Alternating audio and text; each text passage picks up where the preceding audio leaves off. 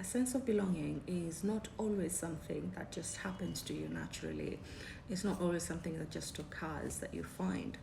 It's not like you're going to meet a friend and then instantly you're going to feel that connection, or you're going to find yourself with a group of people and you just find yourself comfortably belonging there. It does not always happen that way. Sometimes a sense of belonging is something you have to work on, something you have to build, something you have to deliberately put effort to create. And the reason for that is because we don't live in constant environments, we don't live in constant situations, we don't live in constant contexts. Our situations are constantly evolving. The situation you're in when you were 10 years old, the demands that were there, the dynamics, your likes, your dislikes, your responsibilities are very different from the situation that you're in now that you're 40 years old.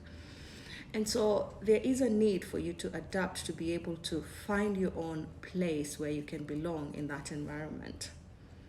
For example, if I grew up in a house where cursing was allowed, every day people would curse, it was acceptable and I was comfortable with it.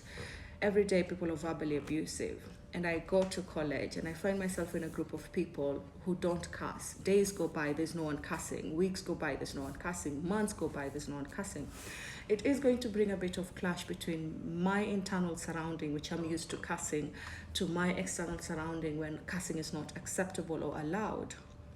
And so there are other parts of me that would actually fit in well without having to change them in this group.